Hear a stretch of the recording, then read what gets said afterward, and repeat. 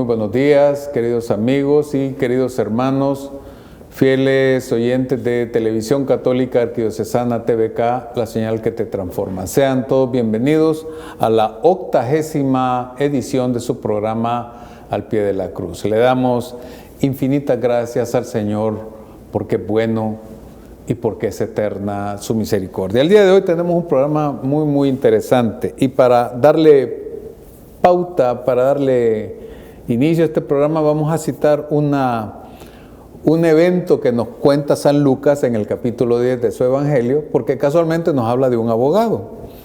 Dice San Lucas que un abogado se le acercó, un legista, un hombre de leyes, un escriba, y le preguntó, le hizo la pregunta del $1.000.000, la pregunta que es la madre de todas las preguntas.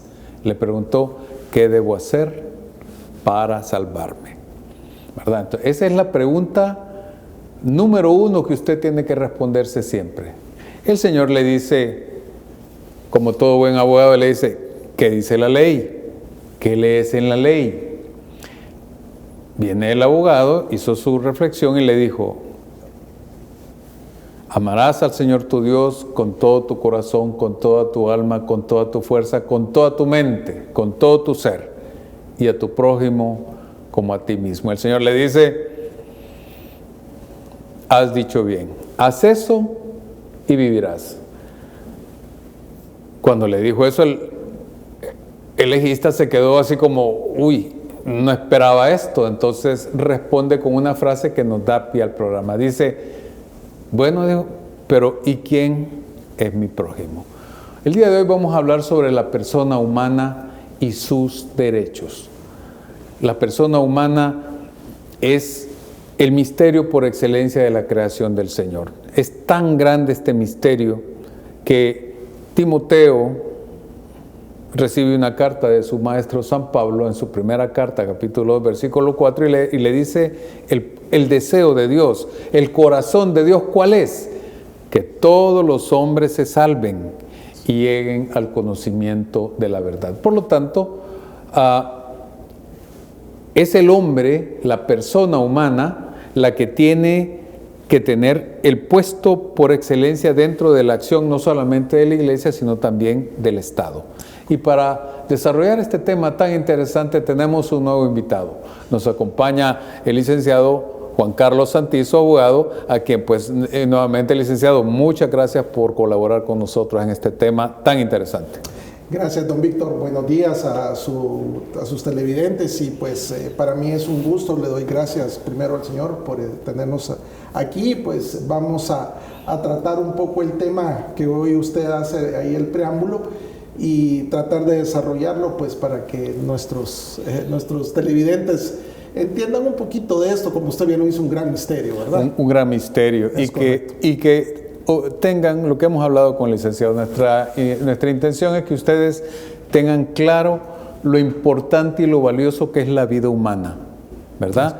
Y cómo el derecho, la ingeniería, la medicina, la política, todos los ámbitos del quehacer humano tienen que servir a la persona y estar a la orden de la persona. En este caso lo vamos a enfocar desde el derecho. Correcto. Y para eso vamos a comenzar con el catecismo. El catecismo, que en el numeral 1930 nos dice una frase fabulosa. Dice, el respeto de la persona humana implica el respeto de los derechos que se derivan de su dignidad de criatura. Estos derechos son anteriores a la sociedad y se imponen a ella. Fundan estos derechos naturales, estos derechos que tiene el hombre desde que es hombre, fundan la legitimidad moral de toda autoridad.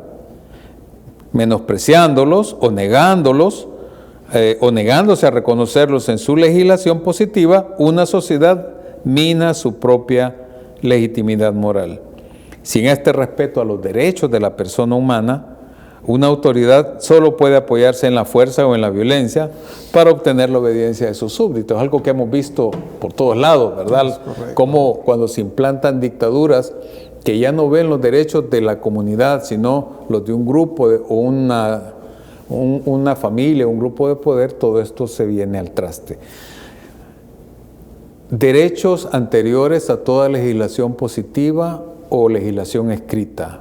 Tenemos el ejemplo más claro, es Moisés, ¿verdad? Moisés sube al monte Sinaí, licenciado, y recibe los mandamientos. Pero esos mandamientos son la explicitación, lo que hablábamos, de unos conceptos que están con el hombre desde que nace, ¿verdad? Le dice el Señor a Moisés, no matarás. Sin embargo, no había ni necesidad de decirlo porque Abel fue asesinado por Caín, y Caín entra en esa pena por el crimen cometido. Entonces, la primera pregunta sería, ¿cómo le explicamos de forma simple a nuestra audiencia en qué consiste el derecho natural?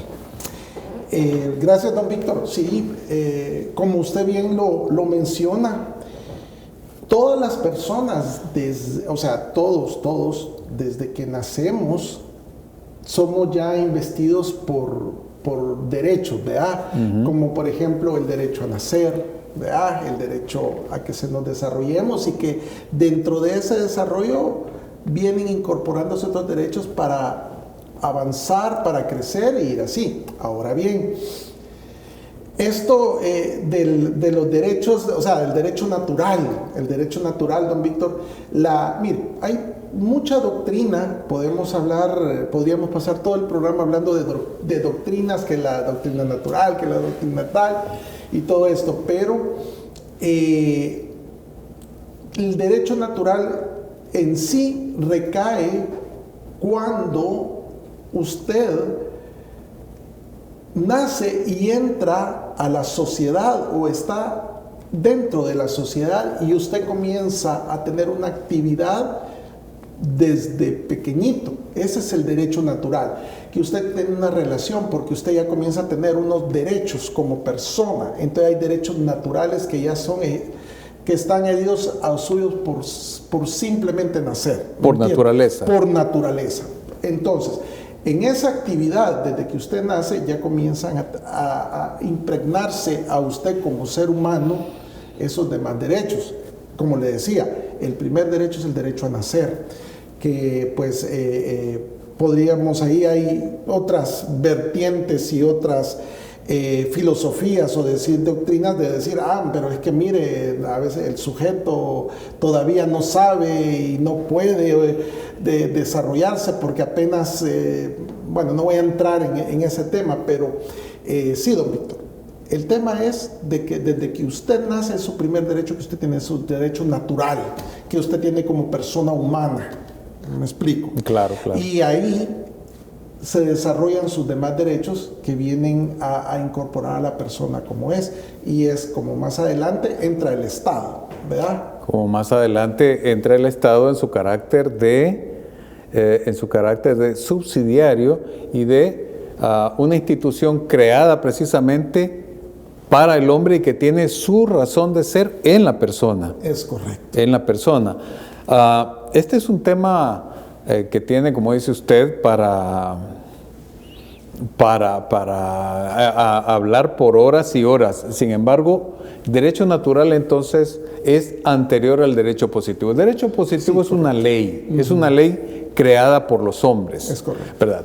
Es una ley que se crea por una necesidad de convivencia y donde la mayoría, por lo menos la mayoría, está de acuerdo, ¿verdad? Sin embargo, expresamos la idea de derecho natural porque todo el mundo puede estar, por ejemplo, de acuerdo en la pena de muerte, por decir un tema que es complicado, ¿verdad? Pero es un tema que no es tan simple. No solamente es decir, vaya, matémoslos, sino que también tiene una serie de implicaciones. Ahora bien, la persona humana es entonces el objeto y el fundamento de toda ley. Eso es, creo que, la frase de base y de partida de este programa. Es la centralidad de la persona humana. Entonces, si la persona humana, el derecho en sí está a su servicio y la persona humana es lo central de todo esto, a tal punto que Dios, por amor al hombre, ha mandado a su Hijo, ¿verdad? Para que todo aquel que en Él crea no se pierda, sino que tenga la vida eterna. Entonces empecemos a ver la visión que se tiene de qué es una persona humana. Es correcto. Entonces, antes de que usted nos dé la visión, llamémosle constitucional, de qué es una persona humana para el Estado salvadoreño, recordemos que somos un pueblo de raíz cristiana. Es correcto. Y por lo tanto es pertinente dar a conocer, dar la idea que se tiene de la persona en la iglesia. Y el documento del compendio de la doctrina social de la iglesia nos dice en el numeral 105 que la persona humana es ante todo imagen de Dios. Eso es lo más importante. Usted está por sobre todo animal, por sobre todo elemento creado. Dios dice en la primera de las dos narraciones del Antiguo Testamento de la creación que primero crea todo, crea el universo, después crea al hombre y acto seguido pone la creación bajo los pies del hombre. Por lo tanto, esa es la visión cristiana, ¿verdad? Una visión cristiana que tiene su culmen en la encarnación de nuestro Señor Jesucristo, a quien se nos pone como ejemplo de imitación. Por lo tanto, la persona, la imagen perfecta de Dios para nosotros es Cristo, y es la persona el ejemplo a seguir. Pero eso es desde la perspectiva cristiana. Hoy le quería preguntar a usted, en su carácter de abogado, ¿cuál es la visión constitucional de persona? Sí, don Víctor. Vaya, fíjese que el legislador ha plasmado, pues, en nuestra Carta Magna, en el artículo 1, y pues quisiera yo a nuestros televidentes, pues lo pueden, y es un artículo que incluso nosotros como abogados a veces lo hacemos como referencia en muchos procesos. Sí, porque es como el preámbulo de toda la legislación, Constitución. Y es en su capítulo, en su título 1, en el artículo 1, dice: El Salvador reconoce a la persona humana como el origen y el fin de la actividad del Estado, que está organizada para la consecución de la justicia, de la seguridad jurídica y del bien común, don Víctor. Y ahí pues se desarrolla los demás derechos que vienen a eso. Ese es, desde el punto de vista, ese es el ser humano para el Estado. Es el origen y el fin por el cual él se desarrolla. Quiero decir en esta parte. Y hay algo que quiero retomar cuando usted decía al principio. Hablábamos, y usted hablaba de que los derechos de las personas están inherentes a uno. Y quiero decirle, hay doctrina que ya habla, don Víctor, que mi derecho llega hasta donde comienza el suyo. Claro. Muy importante esto, quiero que quede para que los televidentes vayan teniendo una idea, porque a veces muchos creemos que, porque yo tengo derecho de hacer lo que yo quiera. O sea, nuestra libertad está limitada por la libertad de los demás. Otro derecho, es como que viviéramos en una burbujita, ¿verdad? Y que yo no puedo pasar su burbuja porque comienza su derecho que usted tiene inherentes. Claro. Hasta ahí. Entonces, quería dejar ese punto. Ahora, de lo que usted me decía, esta es la visión total del ser humano para la Constitución, que de aquí nace y se desarrollan las otras leyes, ¿verdad? Que regulan y vienen a regular otras conductas que creo que más adelante vamos a ver, pero esa es la finalidad total, don Víctor y televidentes, ¿cuál es el Estado? ¿Cuál es la visión? De la visión o el fin del ser humano para el Estado, y que él obviamente pone esas tres premisas para que él se desarrolle o para que nosotros nos desarrollemos. Nos decía las tres premisas: justicia, bien común y seguridad jurídica. Y seguridad jurídica. Eso es un compendio de toda la Constitución, podríamos decir. Es un convenio. Obviamente, más adelante va detallando, va desarrollando cada uno, ya con sus ramificaciones, nos mete más directamente ya, por ejemplo, en el derecho que yo tengo a la propiedad, el derecho que yo tengo a que no se me violen ciertas garantías, y habla de garantías, ¿verdad? Pero están plasmadas en estos como tres premisas mayores.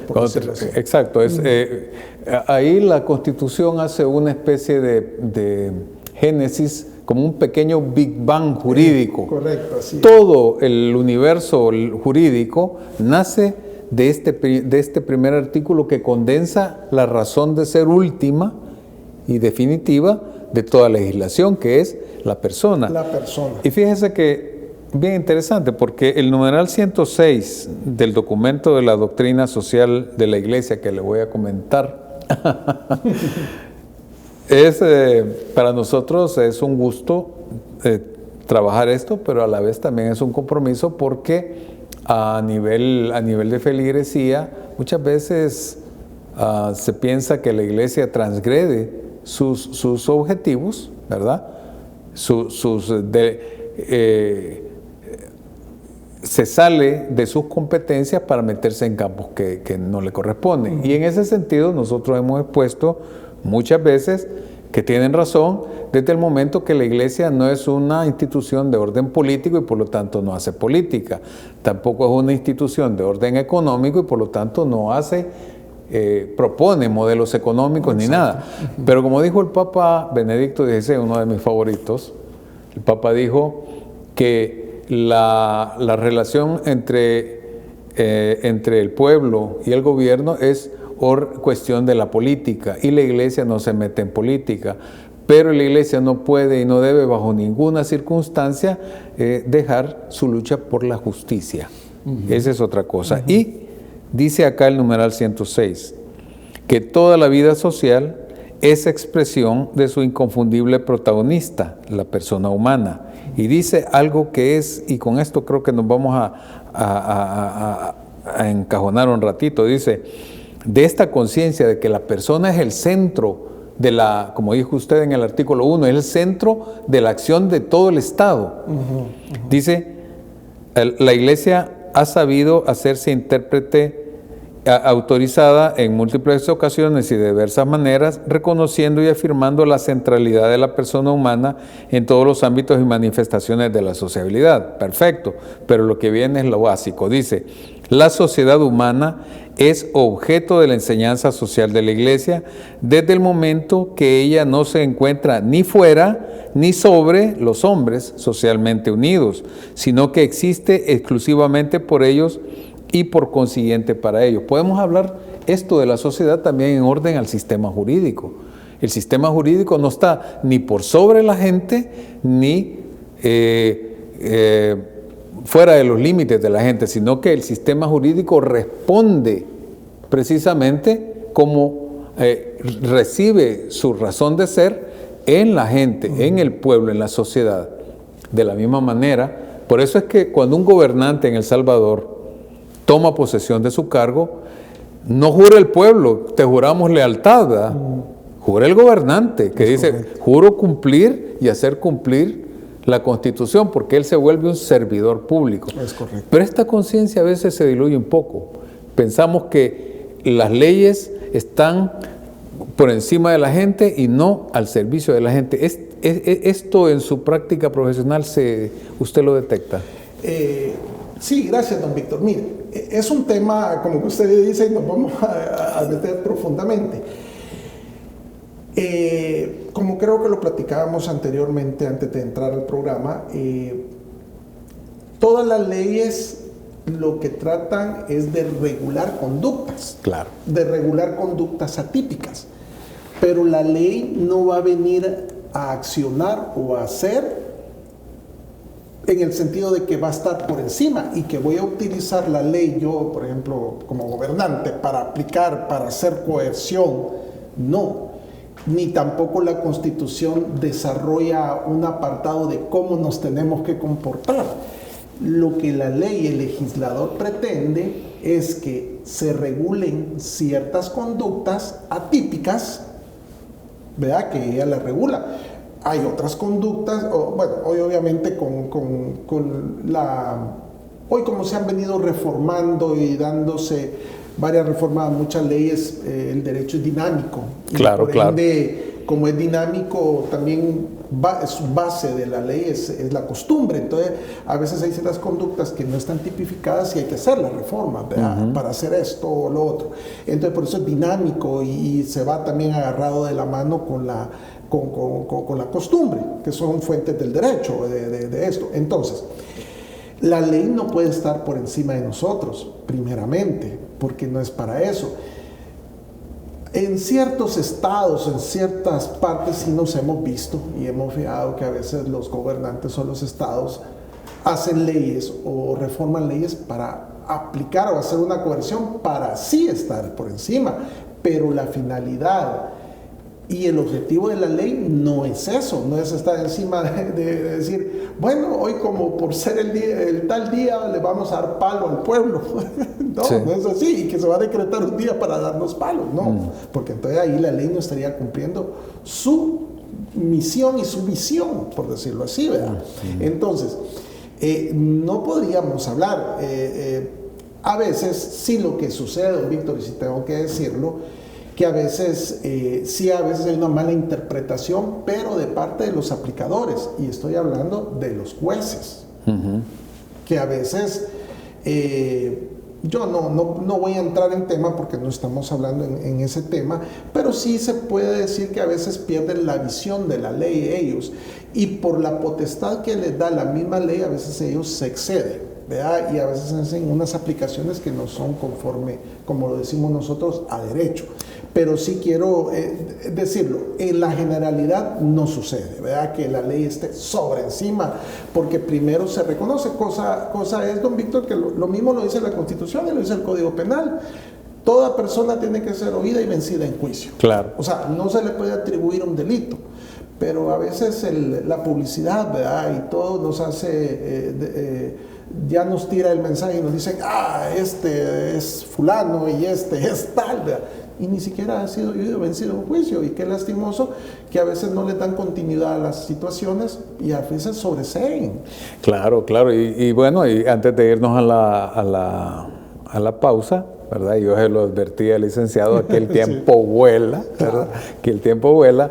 Podemos hacer esta primera conclusión del programa. La ley regula conductas, ¿verdad? Es reguladora precisamente en orden a una convivencia cada vez más armoniosa entre todos los habitantes. Exacto. Ese es el objetivo de la ley. La ley tiene que tener fundamentos que vean a la persona, que vean a la realidad mistérica que es la persona humana, no solamente como un ser finito, sino como un ser trascendente. Por eso empezamos a hablar del Evangelio de San Lucas, donde está la pregunta del millón, licenciado, y con eso nos vamos a quedar para el próximo segmento. ¿Qué es lo que tengo que hacer para salvarme? Nosotros aquí somos iglesia peregrina, somos peregrinos en esta tierra, estamos un tiempo, y mientras mejor estemos informados, ¿verdad? Mientras hagamos mejor nuestro trabajo como personas, ¿verdad? No, porque antes de ser profesionales somos personas, ¿verdad? Y una persona, y como me lo decía él fuera de cámaras, es nuestra cultura. Nuestra cultura tiene que ser rica en virtudes cristianas, que también son virtudes humanas. No se vayan, en un minutito volvemos con todos ustedes.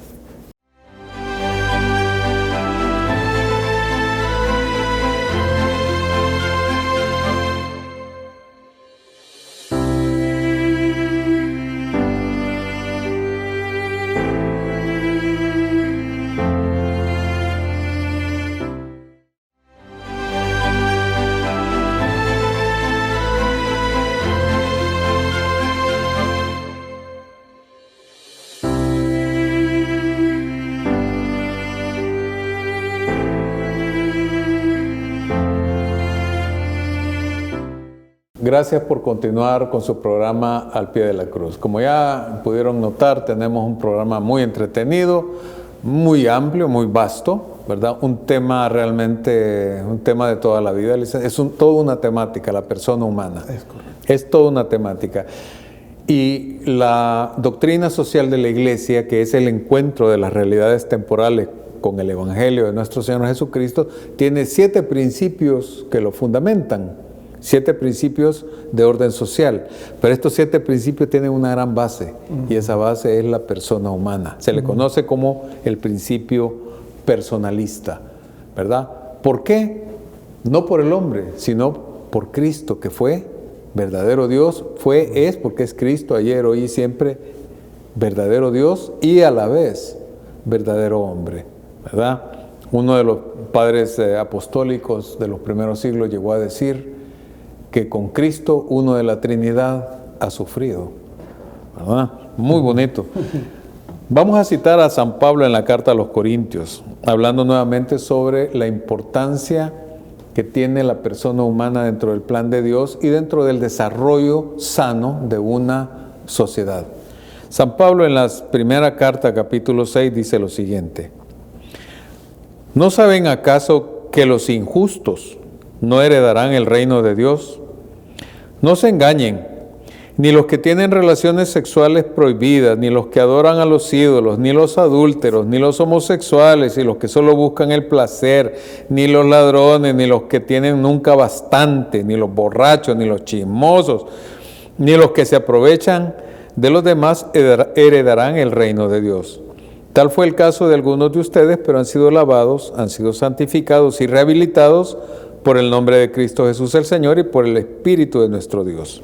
Y viene y cierra Pablo como si... Yo siempre bromeo aquí con todos los invitados, y yo siempre digo que si Pablo hubiera nacido en nuestro tiempo fuera ingeniero. Y termina con una frase genial, dice: todo me está permitido, pero no todo me conviene. Todo me está permitido, pero no me haré esclavo de nada. Usted nos hablaba de regular conductas. La ley regula conductas, pero hay conductas atípicas. Claro, obviamente, don Víctor, sí, efectivamente, y es ahí donde la ley entra a regular esas conductas atípicas, ¿verdad? Obviamente, creo que lo hablábamos y lo platicábamos. Todos como seres humanos en ese libre albedrío que nuestro Señor Jesucristo nos dio, tenemos aquello de que nos gusta a veces lo no. Ajá. O sea, no. Y entonces, no quiero decir con esto que todos somos malos, no. Pero yo creo, y yo siempre lo he dicho, yo lo veo tan simple en las leyes de tránsito. Usted ahí va usted y da la flechita que dice no cruce, pues usted cruza. Y dice, porque yo tengo derecho, dice, usted cruza. Cuando está el policía ahí adelante, ahí es donde ya no le gusta, porque ya le impone la multa. Entonces, ahí comienza una cosa bien simple. La ley de tránsito regula esa conducta atípica, pequeñita, que no es algo que a usted le inicie en un proceso, ¿verdad? Y que por eso usted vaya a ser privado de libertad y pues etcétera, y haga un proceso, pero ahí comienza a regular esa conducta típica. Obviamente, el Código Penal desarrolla otros ciertos temas de conductas atípicas que van desde las menos leves hasta las más graves. Hasta las más graves. Entonces, quiero hacer un paréntesis aquí porque no quiero tampoco decir que todo el mundo también tiene esa situación de que todos somos malos o que todos podemos llegar. Hay perfiles, porque la ley, incluso hay la psicología forense y todos los que ven los psicólogos que ya van y ven y estudian perfiles criminales, digámoslo así, o delictivos. Ahí sí hay una situación ya que tiene que ver con una situación psicológica, ¿verdad? Que podríamos tomar de ejemplo, no sé si usted se acuerda, un caso que fue bien sonado de una persona de Santa Tecla que por violaciones había tenido, creo que 20 o 22 violaciones y incluso escogía ciertas edades de mujeres y todo eso, ¿verdad? Esas ya son conductas aparte patológicas, exacto, psiquiátricas, ¿verdad? Que obviamente la ley la regula, ¿verdad? Y así hay una ramificación pues que se vienen a ver de las conductas ya no digamos de esa clase de delitos, sino de otra clase de delitos, pero la ley da un ordenamiento para esas conductas atípicas, ¿verdad? De que, por ejemplo, por decirlo así, lo vamos a decir, que se salen del huacal, pues nos salimos del huacal. Claro. Incluso, bueno, lo que últimamente estamos viendo, la conducción temeraria, los que manejan alcoholizados, ¿verdad? Conducta típica que es sancionada, que ahora, aparte de tener una infracción y pagar una multa, ya tiene implicaciones penales. Perder la libertad un par de días, ¿verdad? Entonces, esas son las que regulan. Estamos hablando de lo más sencillo, ¿verdad? Pero sí, para todos, que todos creo que hemos cometido en algún momento alguna conducta atípica, hemos tenido ya sea una sanción, ya sea económica, o una sanción administrativa, o una sanción pues penal claro. que tiene como finalidad una privación de libertad, don Víctor. ¿Verdad? Claro, y esto lo traemos a colación porque el hecho y aquí es donde queremos aclararlo bien, que quede bien claro desde la óptica, por lo menos la Iglesia así lo ve. El hecho es entre lo legal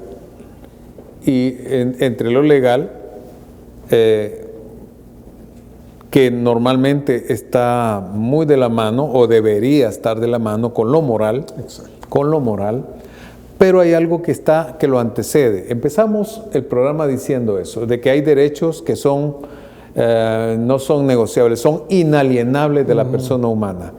Entonces, independientemente, licenciado, del crimen, que puede ser, como dice usted, una conducta que sea una rebeldía de un muchacho que a sus 17 años quiere acabarse todo el licor del mundo, a una persona que es un criminal completamente corrompido de su cabeza. Pero estas dos conductas que son antisociales, que son inmorales, no los priva a ellos de esos derechos fundamentales, como el derecho, por ejemplo, a la vida. Sí tiene derecho, por ejemplo, el criminal más, hoy que tenemos el caso de los privados de libertad por asociaciones ilícitas, ¿verdad? Por pertenecer a bandas delincuenciales, sí tienen derecho a un debido proceso. Claro, por supuesto. Ese derecho no lo pierden. No lo pierde. Es más, todos los que están ahí, don Víctor, privados ahorita, aparte algunos de tener ya una condena, están en proceso de investigación y están en un debido proceso. Obviamente que no hablábamos, a veces tal vez el detalle está que en este caso el aplicador de derecho se confunde, ¿verdad? O comete error dentro del proceso, porque sí tengo que decirles que la población tiene que saber que usted va a un tribunal especializado, Víctor, en un solo caso hay 900 imputados. Imagínese cuántos estamos hablando, son expedientes, 7, 8, 20, 25, 30 expedientes de una sola causa, que están ya en foliados. Entonces, a veces ahí pasa, pero ¿qué quiero decir? Todos han recibido y están recibiendo un debido proceso, que van a ser oídos y vencidos en juicio. Lo que pasa es que pues ahorita, y tengo que decirlo como abogado, ¿verdad?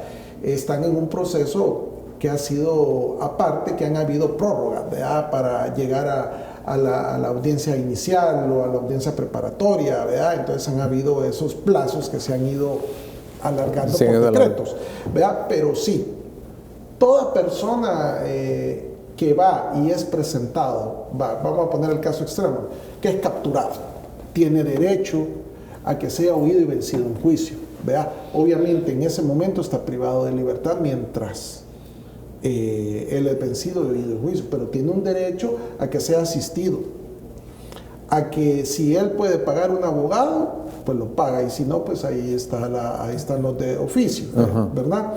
Tiene un derecho a que se le den sus medicinas, tiene un derecho a comer, ellos no han perdido sus derechos fundamentales de persona, como humana, ¿verdad? Obviamente, sí, carecemos como Estado de un buen sistema, ¿verdad? Que no da abasto y cosas que pues no es el tema, pero sí, ahí ya vienen otras cosas. Ya vienen pero sí, como la persona como tal, sí están en eso y tienen ese derecho, ¿verdad? Fíjese que hago este hincapié en esta situación puntual, precisamente porque los mismos medios, ¿verdad? Hoy que estamos tan en lo que nosotros aquí le hemos llamado la dictadura digital, ¿verdad? Porque es una dictadura, porque nos impide realizar esto que hemos hablado, licenciado. Para nosotros puede resultar hasta muy obvio, ¿verdad? Pero en muchas personas esto no entra en sus mentes. Dicen, no, mátenlo, a no le den de comer, a háganle lo mismo que él hizo, ¿verdad? Entonces ya en el imaginativo popular exacerbado se confunde la justicia con venganza. Es correcto. ¿Verdad? Entonces, Dios dice, el Señor nos manda amar a nuestros enemigos. Esta particularidad que tiene el cristianismo muchas veces choca en su aplicación. Porque nosotros quisiéramos despedazar a nuestros enemigos, pero el Señor nos manda a amarlos, a orar por ellos, a ayudarles en lo que podamos, ¿verdad? Entonces, estamos ante una dictadura digital que nos impide precisamente, y con esto nos vamos a la pausa, que nos impide analizar mejor estas verdades que son simples. Sí, don Víctor, y es precisamente eso. No voy a abordar mucho por el tiempo, pero es lo que sucede. Tenemos ese plus de venganza, ¿verdad? Pongámonos en la situación de aquella persona que estuvo involucrada en algún hecho, que fue un familiar el que falleció. Esa persona aún es el doble, pero no podemos como cristianos venir a decir, denle a estos con todo, ¿verdad? Porque creo que no es el objetivo, no es eso, porque también, y con esto yo cierro, la ley también tiene un proceso y que también es un derecho de introducir a esta gente nuevamente en la sociedad, ser rehabilitados, ¿verdad?, de algo que cometió. Claro, ¿no? Y vamos a ver cómo hacemos la negociación con el licenciado, porque ese tema de la rehabilitación, que es otro tema aparte, es un tema muy interesante, muy interesante, porque no solo vamos a combatir el incendio, sino tenemos que evitar. Es correcto. ¿Verdad? Tenemos que evitar que la milpa se nos vuelva a incendiar para poder tener mejores cosechas. Vamos a hacer una leve pausa, en un minutito regresamos, no se vaya.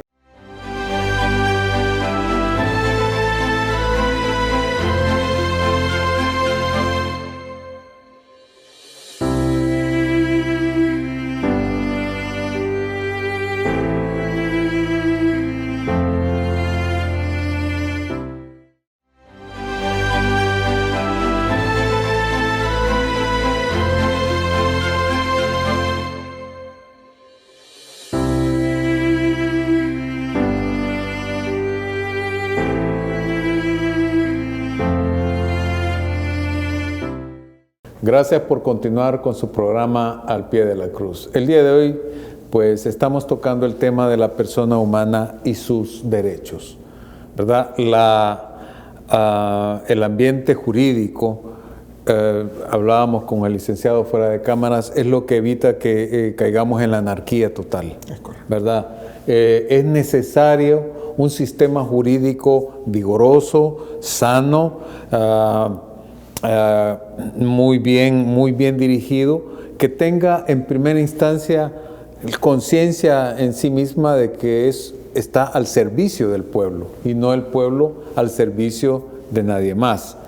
Y el numeral 107 del documento de la doctrina social nos habla de las realidades históricas concretas, fíjese, de las realidades históricas concretas. Dice, a través de múltiples expresiones de la conciencia del derecho entre todos, dice, la Iglesia ha intentado ante todo tutelar la dignidad humana frente a cualquier intento de proponer imágenes reductivas y distorsionadas, y además ha denunciado repetidamente sus muchas violaciones. Imágenes reductivas y distorsionadas. Dice el Papa Francisco en un documento que él emitió, nos habla de los dos grandes enemigos de la santidad. Los dos grandes enemigos de la santidad, decía el Papa, es un gnosticismo, o sea, una espiritualidad desencarnada, ¿verdad? Yo metido en la iglesia y el mundo que está ahí a mi alrededor no me interesa. Y el otro, una moralidad desprovista de espiritualidad. Es todo lo contrario. O sea, yo con mi mente, yo determino, independientemente de cualquier principio religioso o principio divino, qué es lo bueno, que es básicamente lo que estamos viendo hoy. Eso se llamó en su momento pelagianismo, ¿verdad? Entonces hoy vemos, por ejemplo, hablamos de derechos de mascotas, ¿verdad? Que ese es otro tema, que yo no lo trato porque no quiero que caerle mal a mucha gente, porque tener mascotas está bonito, ¿verdad? Sin embargo, la preocupación más grande del Estado tiene que ser siempre la persona humana, la persona humana. Entonces, licenciado, es necesario entonces que tengamos una cultura entre el gremio que aplica justicia, ¿verdad?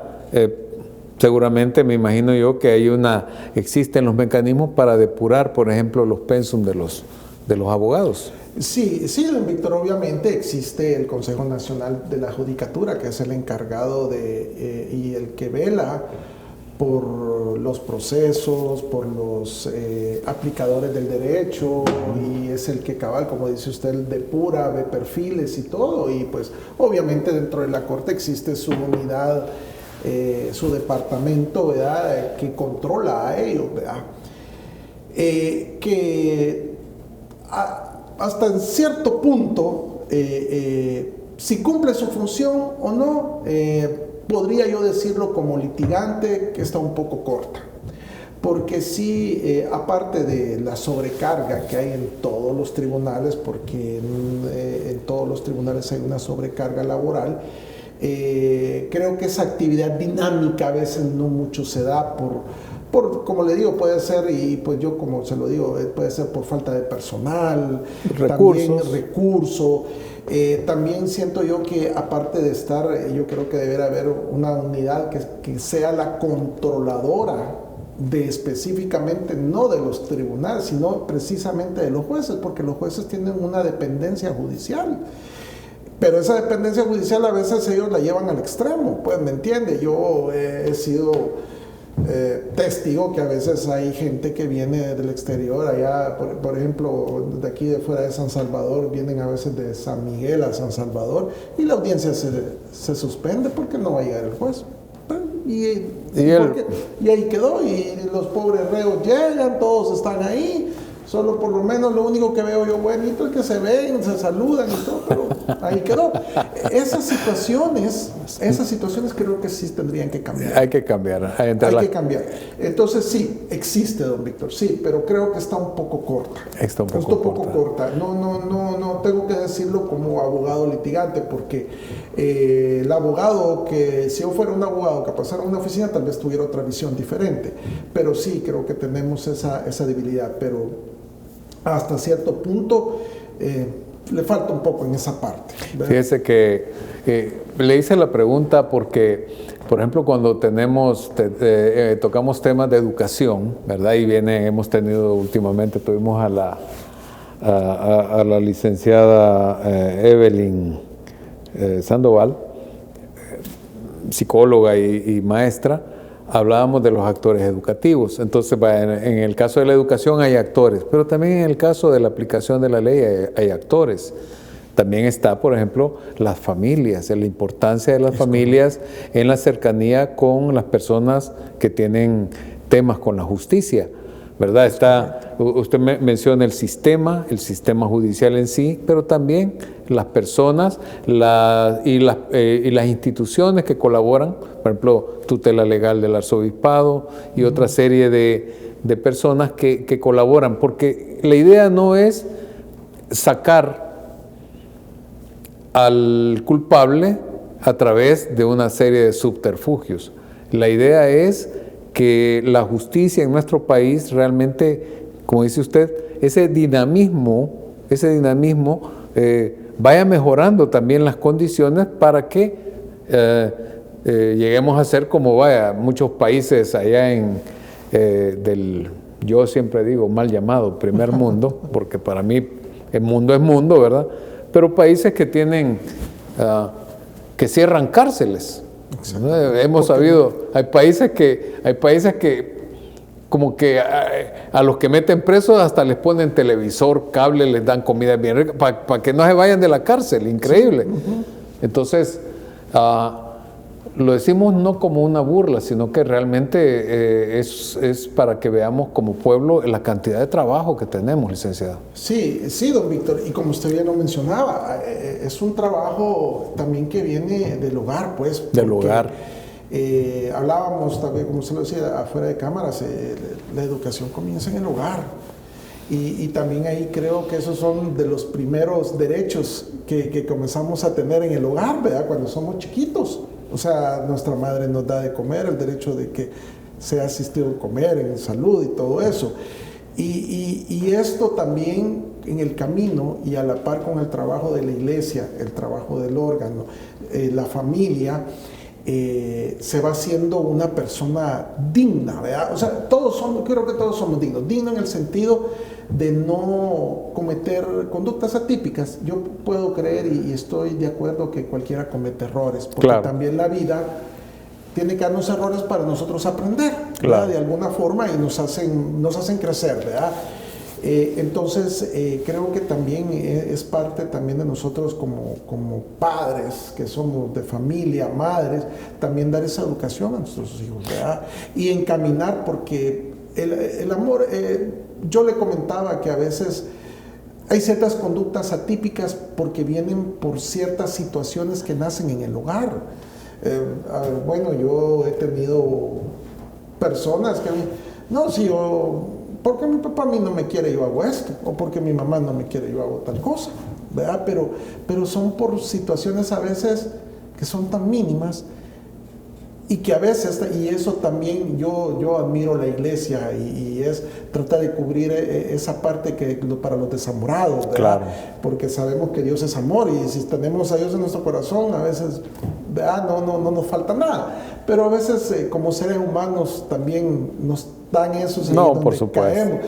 Y eso tal vez yo lo dejo, don Víctor, y así es. Yo estoy muy de acuerdo con lo que usted dice. Es parte de trabajar en un trabajo armonizado y dinámico para que esta sociedad y que todos nos demos cuenta de que nosotros somos el principio y el fin del Estado. Claro, nosotros somos el objetivo fundamental de la acción del Estado, decía usted. El artículo 1 es una belleza, ¿verdad? Porque coloca... en la antigüedad había una técnica muy interesante en los escritos sagrados, ¿verdad? Por ejemplo, la primera carta a los Corintios es una técnica que se llamó, una técnica de redacción que se llamó prótesis. Prótesis. Quería decir de que el apóstol Pablo, en un versículo, que por cierto es primera de Corintios 23 al 25, ahí él da una idea central y toda la carta refuerza esa idea. De la misma manera, la prótesis de la Constitución es el artículo 1. Todo gira alrededor a la acción del Estado con respecto a la persona, pero también ustedes que nos escuchan tienen mucha responsabilidad en el asunto, ¿verdad? Porque esto no es responsabilidad de los gobernantes o de los jueces o del sistema judicial, sino que es responsabilidad de todos. El licenciado lo ha dicho muy claro. Si hay un ambiente agradable, si hay confianza entre padres e hijos, no, obviamente siempre habrá algún tema, ¿verdad? Siempre a alguien se le dispara el térmico y se acabó. Pero diferente es cuando ya se vuelve una cuestión generalizada, como la tristeza que ha generado en nuestro país la formación de maras, ¿verdad? Porque yo creo que ninguno de los muchachos que están ahí esperaría un futuro así para sus hijos, ¿verdad? Quieren que sus hijos salgan adelante y esa es responsabilidad de todos. Ahora, ya estamos montados en el caballo y hay que jinetearlo. Por lo tanto, yo pienso de que este tipo de programas como el de hoy tiene ese propósito, de que la gente se dé cuenta de que no es responsabilidad de los jueces, no es responsabilidad de las leyes, no es responsabilidad, sino que es responsabilidad de todos y que cada quien tiene que colaborar. Así que no sé ¿qué opina usted al respecto, licenciado? No, efectivamente, don Víctor, más claro no lo puede decir usted, es un trabajo de todo, ¿verdad? Desde nosotros como padres, nuestro hogar, el sistema judicial, las aplicaciones del derecho, los gobernantes y todo, pues. Y no perder, creo yo, más que todo, don Víctor, porque al final ahí está la visión que tenemos que tener como cristianos, ¿verdad? Exacto. Porque cuando Dios caminó por aquí, tenemos que ser ese ejemplo más que todo. ¿Qué ejemplo más grande podemos tener?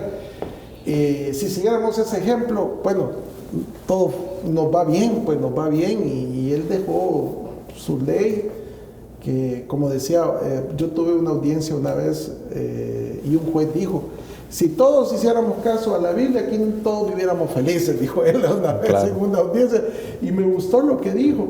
Entonces yo creo que eso es lo que tenemos que hacer. Tenemos que confiar y entregarnos con el Señor primero, antes que todo, hacer nuestra parte y el Estado también hacer su parte y ahí vamos. Y no echar culpas a nadie, ¿verdad? Porque en eso ahí no vamos a terminar, ¿verdad? No vamos a llegar a ningún lado, Víctor, ¿verdad? Claro, y con esto nos vamos despidiendo. Este es el objetivo principal de este programa, crear una conciencia religiosa. ¿Por qué una conciencia religiosa? Porque tenemos que estar claros que nuestra vida está no en este mundo, sino que este mundo es un mundo, dijimos, peregrino, vamos de paso, ¿verdad? El Señor nos propone un plan de vida que nos va a hacer felices. Seguirlo a Él es lo mejor que podemos hacer. Obviamente no es tan fácil como decía Madre Teresa de Calcuta con esa frase tan genial, decía, mi trabajo es simple, dice, pero no es sencillo. No es sencillo. Entonces, bueno, licenciado, ha sido toda una experiencia muy interesante platicar con un abogado en este sentido, porque es todo un mundo. Es correcto. Es un mundo de relaciones que son reguladas, ¿verdad? Y la idea de todos nosotros es no ponernos a criticar, sino sumarnos a un solo esfuerzo, precisamente para tener un mejor El Salvador para nosotros y nuestros hijos. Así que, licenciado, le agradezco sus palabras de despedida. No, pues agradecerle, don Víctor, a usted, a la iglesia, pues por la invitación y todo, estoy contento.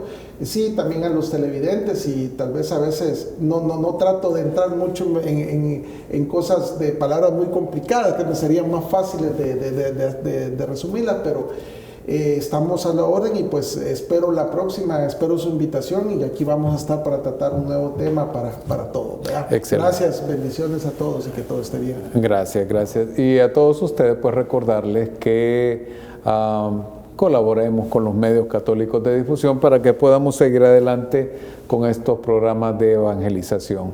Recordemos la frase que San Juan nos coloca en la oración sacerdotal del capítulo 17, versículo 3. Dice, esta es la vida eterna, Yo creo que lo que todos queremos es eso, es, como le dijo el Señor al abogado, haz esto y vivirás. ¿Vivirás qué? Vivirás junto a mí la vida eterna. ¿Y cuál es la vida eterna? Conocerte a ti, Señor, y al que tú has mandado, ¿verdad? Así que bendiciones para todos y que tengan muy buenos días.